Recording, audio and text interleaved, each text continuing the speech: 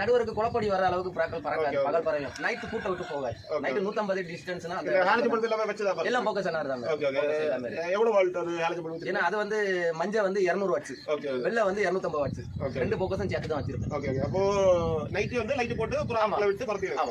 கரெக்டா வந்து எவ்வளவு டைமுக்குள்ள புறா வந்து நம்ம இந்த மோல்ட் மாதிரி வந்து போயிடும். ஏன்னா நடுவர் பிராயே கேட்க மாட்டாங்க நைட்டுக்குள்ள. 18 பறந்த புறா வந்து மேக்ஸிமம் பாத்தீங்கன்னா ஒரு 2 நிமிஷம் கூட எடுக்காது. அவ்வளவு டைம் கூட வந்துரும். 150 டிஸ்டன்ஸ்க்குள்ள தான் பறக்கும்.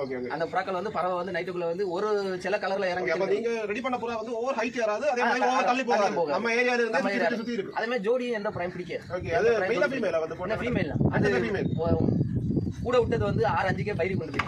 அது ஆல்ரெடி எடுத்துக்கோங்க. ஆமா, காலையில பந்தய விட்டது வந்து 6:05க்கே ஒண்ணு தொணப்பறாய கொண்டு போய். அதுவும் நல்லா பறந்தது.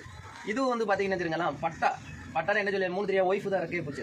நான் வெளிநாட்டுல இருந்து வரதுக்கு ஒரு 4 நாளைக்கு முன்னாடி தான் ரெக்கையை பூச்சி போட்டது. ஒரு சைடு 3 ஒரு சைடு 2 வச்சு பூச்சி விடுறேன்.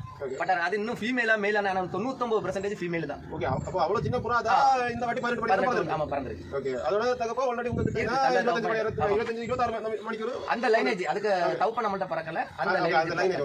Okay okay.